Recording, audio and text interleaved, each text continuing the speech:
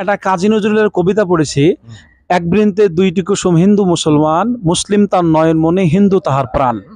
তো এটা হলো বহরমপুরের গোরা বাজারের একটা মসজিদ।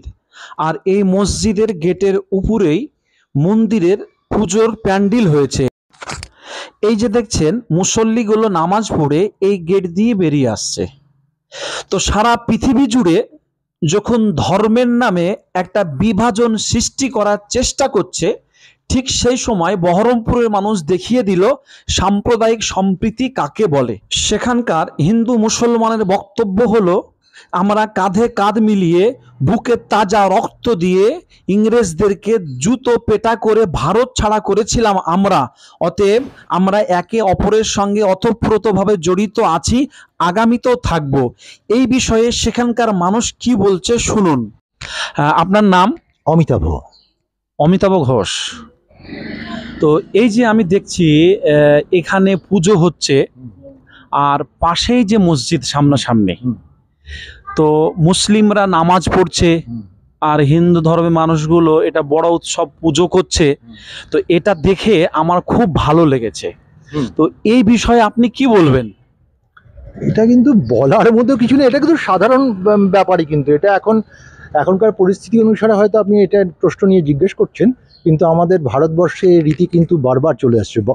বহু জাতি এসেছে, প্রবেশ করেছে ভারতবর্ষে, তারা আমাদের ভারতীয় হয়ে গেছে সবাই।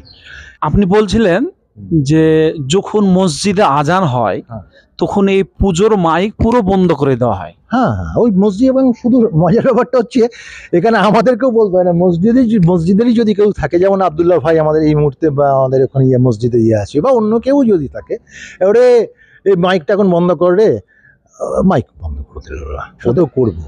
মানে আপনাদের সঙ্গে একে অপরের সঙ্গে ওতপ্রোতভাবে জড়িত। ওতপ্রোতভাবে আমার বন্ধু শামীমের বাড়িতে অনুষ্ঠান হলো, আমি না গেলে হবে না।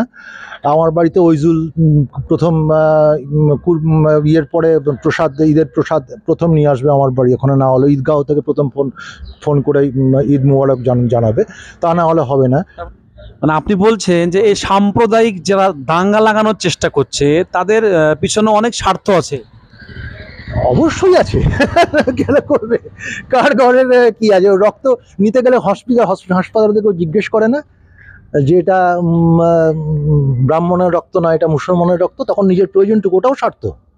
তখন কেউ জিজ্ঞাসা করে না যে আচ্ছা ও কি হালাল করা ছাড়া মাংস খেয়েছিল, যে এর রক্ত নেওয়া যাবে কি? তখন জিজ্ঞেস করে না। আরেকটা জায়গায় গেলে তখন জিজ্ঞেস করতে হচ্ছে। ধর্মের নামে বিভাজন সৃষ্টি করার চেষ্টা করছে, তাদের উদ্দেশ্যে আপনি কি বলতে চান? অনেক হয়েছে, এবার থামুন, এটুকু বলবো। ভবিষ্যৎ প্রজন্মের কথা। আর এগুলো এমন একটা বিষ না, ঢুকে যায়। ধরুন এই যে ভারতবর্ষটা যখন স্বাধীন হয়, এখানে আমাদের হিন্দু এবং মুসলিম দুজনেরই বিরাট অবদান আছে। অবশ্যই আছে, অবশ্যই আছে। এ নিয়ে অস্বীকার কে করে? এই নিয়ে যারা অস্বীকার করে তারা ইতিহাস পড়েনি, তারা ইতিহাস জানে না।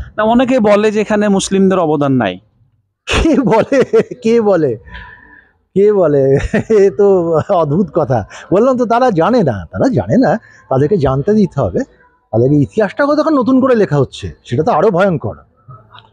শাসক গোষ্ঠীরা সব এখন ইতিহাসটাকে নতুন করে লিখছে। সে এখন মানে আমি যদি এখন গীতা নতুন করে লিখতে শুরু করি, বা আপনি যদি এখন কোরআন শরীফ যদি নতুন করে নিজে লিখতে শুরু করেন, তাতে যা দাঁড়াবে এখন তাই দাঁড়াচ্ছে। ভয়ঙ্কর অবস্থা। এইটাই হচ্ছে মূল ব্যাপার। তো আমরা এই ভারতবর্ষের বুকে যেন একে অপরের সঙ্গে মিল মহব্বত দিয়ে সম্প্রীতির সঙ্গে বসবাস করতে পারি, এটা আমাদেরকে চেষ্টা করতে হবে।